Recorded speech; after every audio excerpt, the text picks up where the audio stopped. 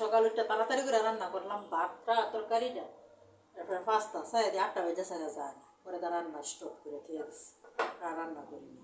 পরে দা মানে আবার মাছ আনছে, ওখানে মাছ টাছ কাইঠা আস্তে ধীরে হয়তো মাছ ভাজি করবো, একটা তরকারি বাধ্য হয়ে গেছে, আর একটা ভাজা করবো। এই যে মাছ আনছে, এখন মাছটি কাটবো।